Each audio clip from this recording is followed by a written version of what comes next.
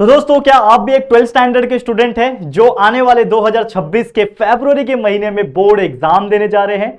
क्या लगता है, प्रिपरेशन हो चुका है अच्छे से? नहीं ना। जब भी बोर्ड एग्जाम का नाम सुनते हो तो माइंड में कैलकुलेशन होने लगता है कि यार सितंबर का महीना शुरू हो गया, सितंबर, अक्टूबर, नवंबर, दिसंबर, जनवरी एंड फरवरी, मात्र 5.5 महीने, यानी अगर हम आधे महीने को भी हटा दे तो मात्र 5 महीने रह गए हैं आपके बोर्ड एग्जाम्स के लिए। और इसी 5 महीने में आपको फुल फ्लेज आपका स्टडी करना है, चीजों को याद करना है, चैप्टर्स को अंडरस्टैंड करना है, कंसेप्ट समझना है, प्रैक्टिस करना है, मॉक देना है, एज वेल एज आपके कॉलेजेस में जो प्रीलिम्स होंगे, जो प्रैक्टिकल ओरल वाइवा एग्जाम होंगे, ये सारी चीज देना है और फाइनली बोर्ड एग्जाम देना है कि नहीं? तो सुन के टेंशन आ गया होगा, लेकिन यार टेंशन लेने की जरूरत नहीं है, क्योंकि अगर मैं आपको बोलूं कि ये 5 महीने भी अगर आप ईमानदारी से पढ़ लेते हो तो it is very much practically possible कि इस 5 महीने के पढ़ाई के बदौलत आप अपने बोर्ड्स में, बोर्ड एग्जाम में भी 80+%, 90+% भी स्कोर कर सकते हो। ठीक है, तो आपके लिए एक ऐसा वीडियो, एक ऐसा स्ट्रैटेजी वीडियो में लेकर आया हूं जिसमें मैं आज आपको बताने वाला हूं लास्ट 5 मंथ में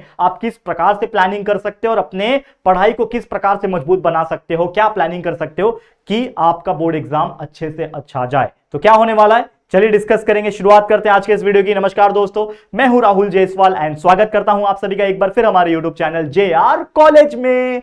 तो सबसे पहले आप सभी का स्वागत है इस चैनल के ऊपर, और जैसा कि आप इस चैनल के बारे में जानते होंगे, इस चैनल पे 11th and 12th science and commerce के सारे प्रॉपर चैप्टर के lecture by lecture videos available है। आप हमारे सारे वीडियोस को देख के सारा कंसेप्ट क्लियर कर सकते रहते हो, और इसी प्रकार से कई सारे इंपॉर्टेंट वीडियोस भी आपको देखने मिलते हैं। तो चैनल को सबसे पहले सब्सक्राइब करना। चलिए, आज हम सीखेंगे, पढ़ेंगे या फिर जानेंगे क्या है वो 5 महीने का स्ट्रैटेजी 12वीं के बोर्ड के स्टूडेंट के लिए। और ये जो स्ट्रैटेजी होने वाला है ये साइंस एंड कॉमर्स दोनों के बच्चों के लिए कॉमन है। तो जो बच्चा साइंस स्ट्रीम का है, कॉमर्स स्ट्रीम का है, वो अपने अपने स्ट्रीम को कंसिडरेशन में लेके ही इस वीडियो को देखना, ताकि समझ में आ जाए, क्योंकि मैं कॉमन बात करने वाला हूं साइंस के लिए भी एंड कॉमर्स के लिए भी। तो सबसे पहले कुछ जरूरी चीज कि क्या 5 महीने मोर देन इनफ है? Yes, it is more than enough. कोई बच्चा मुझे जब मैं लाइव लेता हूं या फिर कभी भी मैं कमेंट सेक्शन खोलता हूं तो मुझे कुछ कमेंट्स ऐसे आते हैं कि सर अगर हम अभी से भी पढ़ना शुरू करें ईमानदारी से तो क्या हम 80%, 90% निकाल सकेंगे? क्या बिल्कुल निकाल सकोगे? ये मेरा आपका कमिटमेंट है कि भाई अच्छे से पढ़ोगे, निकाल सकते हो। अब आपका जो गोल है सबसे पहले तो उसको बना लो। आपका परसेंटेज गोल क्या है? वैसे तो आप कमेंट कर सकते हो कि आपका परसेंटेज गोल क्या है, लेकिन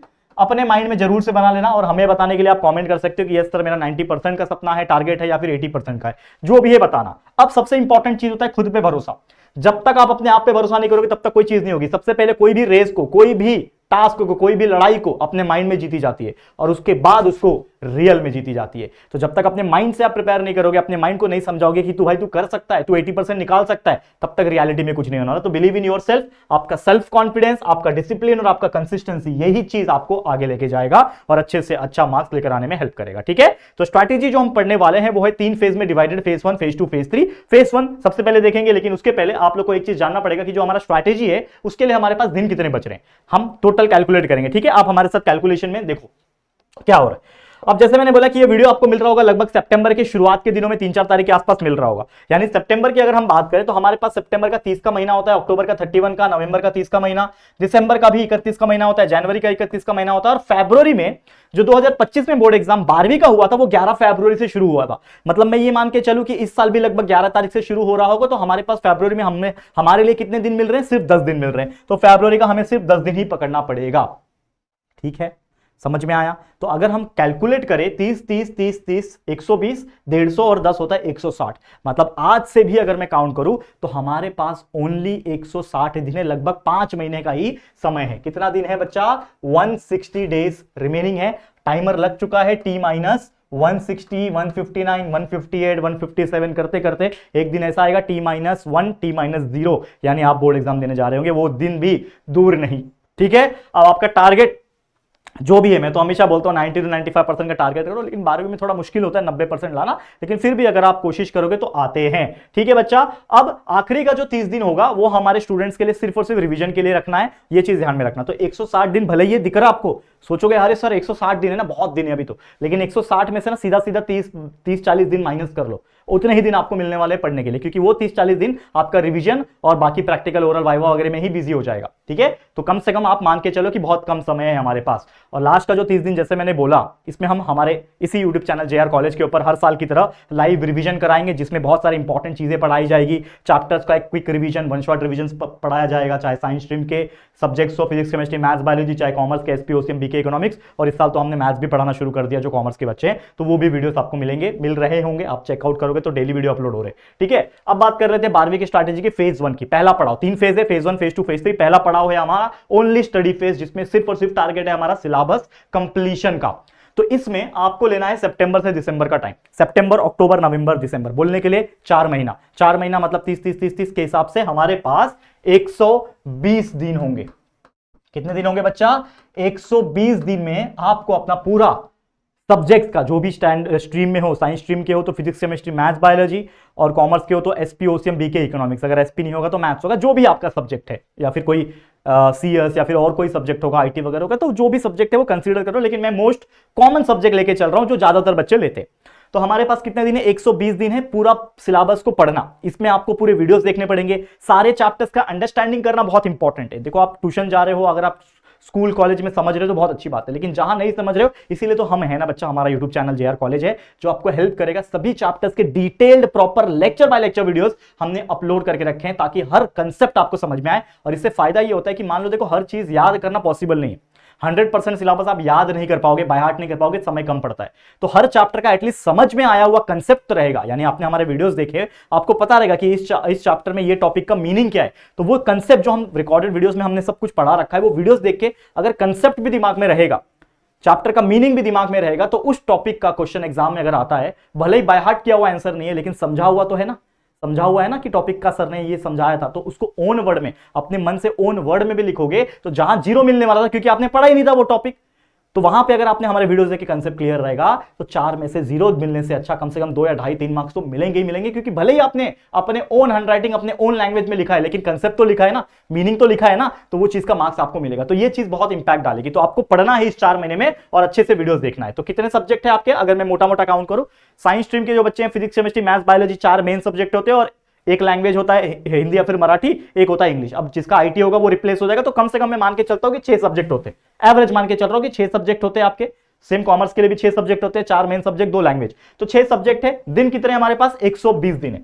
मतलब अगर हम डिवाइड करें 120 दिन को 6 सब्जेक्ट के हिसाब से, तो हमें 20 डेज पर सब्जेक्ट मिल रहा है। मतलब एक सब्जेक्ट को पूरे साल में, ये जो भी बचा हुआ टाइम है, इस पूरे ईयर में पढ़ने के लिए सिर्फ 20 दिन है। ये सिर्फ बोल रहा हूं इसलिए क्योंकि 20 दिन में एक सब्जेक्ट पूरा पढ़ना है, और हो सकता है उस सब्जेक्ट में 10 चैप्टर हो, तो मतलब सिर्फ 2 ही दिन मिलेगा। समझ रहे हो कैलकुलेशन? समझ रहे हो मैं क्या बोल रहा हूं? कि आपको एक सब्जेक्ट पढ़ने के लिए 20 दिन मिल रहे हैं। ठीक है, आपके टोटल 6 सब्जेक्ट है।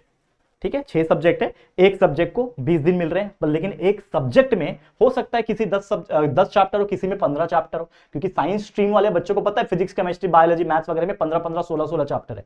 तो भाई मतलब अगर आप 20 दिन से 15 चैप्टर को डिवाइड करोगे, तो कहीं ना कहीं आपको एक चैप्टर पढ़ने के लिए सिर्फ 1 या 1.5 दिन ही मिल रहे हैं। तो सोचो अभी से ही अगर आप 1 1 2 2 दिन करके वेस्ट करते जाओगे, तो एक एक चैप्टर भी आपका वेस्ट होता जाएगा। तो सोचो आज के दिन से ही हमारे लिए टाइम कितना इंपॉर्टेंट है, कि भाई 1.5 दिन मिल रहा है, एक चैप्टर को पढ़ के खत्म करना, उसको याद करके खत्म करना। सोचो, वीडियोस भी देखना है, याद भी करना है, कंसेप्ट समझना है, प्रैक्टिस करना है, मैथ्स है तो ये सारी चीजें समझो। और ये जो चीज मैंने कैलकुलेशन बताई है, इसमें आप अपने रिक्वायरमेंट्स के हिसाब से एडजस्ट कर सकते हो, जैसा जिसका स्ट्रेंथ है।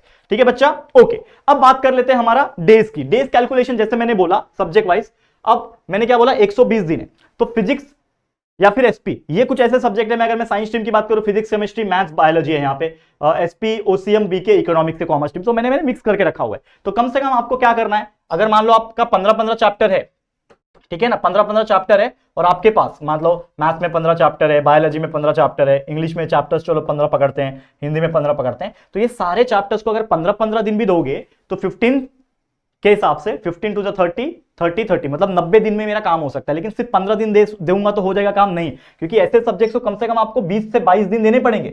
ठीक है ना, तो जैसे हमने डिवाइड किया था कि पर सब्जेक्ट 20 दिन मिल रहा है, लेकिन क्या सभी को 20 दिन दोगे? क्या हमने क्या बोला कि हर सब्जेक्ट को 20 दिन मिल रहा है, लेकिन क्या सभी सब्जेक्ट को आप 20 दिन दोगे? नहीं दोगे, क्योंकि हो सकता है आपको मैथ्स में ज्यादा लग जाए, बीके में ज्यादा लग जाए, तो आप इसको 25 दिन दो।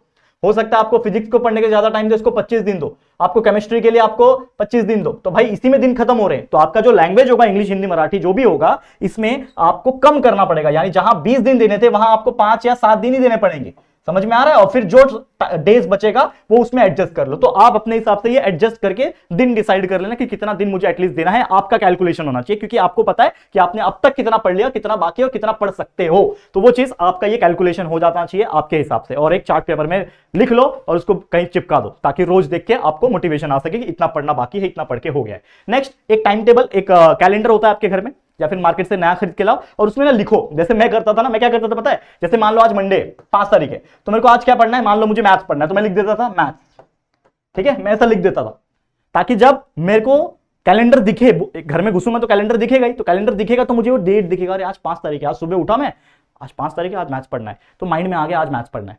लेकिन अगर मैं वो कैलेंडर बनाऊंगा ही नहीं और मैं सिर्फ माइंड में रखा था, लेकिन हो सकता है ना माइंड हमारा भूल जाए, बहुत सारी चीज हम भूलते हैं, प्रोक्रास्टिनेट करते हैं, कल करते हैं, परसों करते हैं, तो हम क्या करते हैं, भूल जाते हैं चीजें। लेकिन अगर लिखा हुआ चीज हमें दिख रहा है तो हम बोलेंगे यार लिखा हुआ है यार, चीटिंग नहीं करूंगा, आज पढ़ लेता हूं, थोड़ा तो पढ़ लेता हूं। तो ये आप कर सकते हो कि भाई आज मैथ्स पढ़ लिया, कल के दिन भी मैथ्स पढ़ लिया 6 तारीख को, लेकिन 7 तारीख को फिजिक्स पढ़ने का मन है, 8 तारीख को फिजिक्स पढ़ने का मन है, तो ऐसा 2-2 दिन आप कर सकते हो। सेम कॉमर्स वाले भी कर सकते हैं, मान लो 10 तारीख एसपी पढ़ा, 11 तारीख भी एसपी पढ़ा, 12 तारीख को ओसीएम पढ़ लिया, 13 तारीख को भी ओसीएम पढ़ लिया। तो ऐसा लिख के रखो अपने कैलेंडर में और चिपका के रखो आके सामने स्टडी रूम में या फिर हॉल में, ताकि जब भी उसको देखो आपके अंदर मोटिवेशन आ जाए। ठीक है, समझ में आया? अब बात कर लेते हैं एक टाइम टेबल, जो कि यूजुअली मैं हर साल के बच्चों को देता हूं। ये टाइम टेबल आप फॉलो कर सकते हो, इसको फॉलो कर लोगे डेफिनेटली आपका हो जाएगा। सुबह कितने बजे उठना है, कैसे स्टडी करना है, क्या ब्रेक लेना है, इसको स्क्रीनशॉट ले लो, आप देख सकते हो बाद में। ठीक है, चलो अब आ जाते हैं हमारा फेज 2, दूसरा पड़ाव। दूसरा पड़ाव है ओनली रिवीजन का पड़ाव, जिसमें हम जनवरी महीना कंसीडर करेंगे। अब जनवरी महीने में होते 30 दिन, ठीक है। सब्जेक्ट कितने हैं हमारे पास? 6 सब्जेक्ट। कितने हैं बच्चे? 6 सब्जेक्ट है एवरेज। तो अगर हम 30 को 6 से डिवाइड करेंगे तो 5 आता है, 6 5 30। मतलब हर सब्जेक्ट को पढ़ने के लिए, मतलब रिवाइज करने के लिए 5-5 दिन हमें मिल रहे हैं। यानी कि जो भी आपने पढ़ा हुआ है सितंबर से लेके दिसंबर तक या फिर उसके पहले, इन सभी को रिवाइज करना, रिकॉल करना, आपके मेमोरी में वापस से जगह देना जरूरी है। यह हमारा कोई एचडी कार्ड नहीं है कि भाई एक बार डेटा आ गया तो वो कभी डिलीट नहीं होगा जब तक आप डिलीट नहीं करोगे। भाई हमारा मेमोरी, याददाश्त एक ऐसी चीज है जिसको बार बार याद दिलाना पड़ता है। ठीक है ना, हमारा रिश्तेदार, हमारे रिश्ते भी ऐसे ही होते हैं ना कि जब तक आप मिलते रहो तब तक याद रहता है कि ये मेरे रिश्तेदार है या फिर रिश्ते, लेकिन जब आप उनको सालों साल 20 साल से मिल ही नहीं रहे हो तो भूल जाओगे उसको। तो सेम उसी प्रकार कोई चीज जब आप याद करते हो तो वो थोड़े समय तक आपके माइंड में याद रहते हैं, लेकिन आप उसको हर 10 दिन पे 15 दिन पे उसको टोचन देते रहोगे, याद देते रहोगे कि भाई अच्छा ये था, अच्छा a + b the whole square क्या होता है, a² + 2ab + b²। आप बीच बीच में यूज करते रहते हो ना, तभी तो वो याद रह गया ना, नहीं तो भूल जाओगे। तो सेम उसी तरह आपने जो भी पढ़ा दिसंबर तक, उसको आपको ये जनवरी का पूरा महीना हर सब्जेक्ट को 5-5 दिन लगा के पूरे चैप्टर्स को जो भी आपने पढ़ा है उसको रिवाइज करना है। जो वीडियोस हमने पढ़ाए हैं उसको दोबारा देख के सारा कंसेप्ट को दोबारा से रीगेन कर लेना है। भले ही आप हमारे वीडियोस देखोगे ना, तो मैं एक ट्रिक बताता हूं, आप वीडियोस देखो 1.5x की स्पीड पे, जिससे बोर भी महसूस नहीं होगा, फास्ट भी कर सकते हो, और जहां लगा कि यार ये टॉपिक तो पहले से ही आता है तो आप उसको क्या कर सकते हो, डबल टैप करके, पता है 2x की स्पीड से भगा के देख सकते हो, 10-10 सेकंड से आप स्किप कर सकते हो, पता है ना, वो ऑप्शन आता है, आपके हाथ में कंट्रोल है भाई, आप देखो। तो लेकिन जरूर देखना, क्योंकि ये 5-5 दिन हर सब्जेक्ट के लिए वीडियोस प्लस आपका जो रिवीजन होगा, जो याद किया हुआ, बाय हार्ट किया हुआ चीजें, उसको आप रिकॉल कर लेते हो। मैं बोल सकता हूं कि भाई आप भूलोगे ही नहीं, क्योंकि अगले महीने एग्जाम देना है। तो ये फेज 2 आपका इस प्रकार से चलना चाहिए। अगला आ जाता है फेज 3, सबसे इंपॉर्टेंट चीज, रिवीजन ऑफ रिवीजन करना है। ROR मैं बोलता हूं अपने लैंग्वेज में, ROR जिसको बोलते हैं रिटर्न ऑन, क्या बोलते हैं ना, इन्वेस्टमेंट हम लोग ROI बोलते हैं, वैसे ये रेट ऑफ रिटर्न होता है, वैसे ये रिवीजन ऑफ रिवीजन है।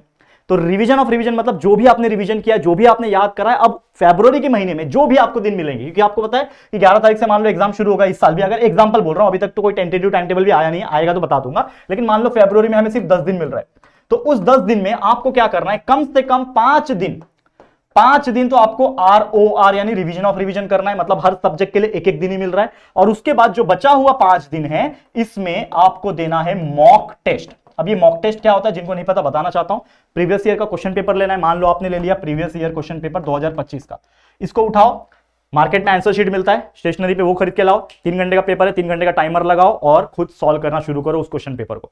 जैसे ही सॉल्व करके हो जाए, टाइमिंग बंद कर दो, भाई हो गया, चलो आप खुद से चेक करो, डाइजेस्ट निकालो, चेक करो आंसर मैच कर रहा है कि नहीं, और अपने आप को मार्क्स दो। तो इससे एक कॉन्फिडेंस भी आएगा, इससे गलतियों का भी पता चलेगा कि कहां मिस्टेक हो रहा है, कैसे क्वेश्चन आ रहे हैं तो मिस्टेक हो रहे हैं। तो ऐसे एटलीस्ट आप 2 पेपर प्रीवियस ईयर क्वेश्चन के, 2025 के, 2024 के, हर सब्जेक्ट के 2-2 पेपर भी कर लोगे, बहुत कॉन्फिडेंस बूस्ट हो जाएगा, और कहीं ना कहीं जो गलतियां हो रही थी, मिस्टेक्स हो रही थी, वो भी अवॉइड होने लगेंगे। ठीक है, समझ में आ गया?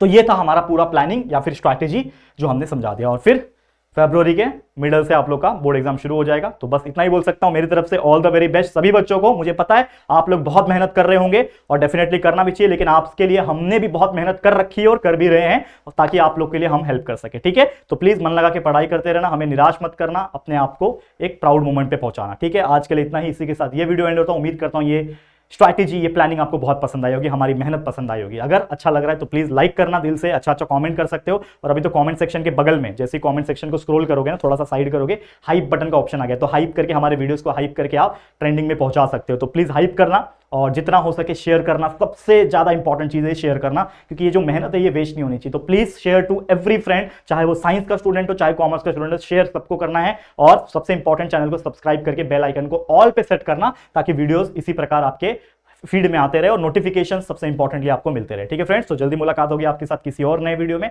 तब तक के लिए thank you and good bye.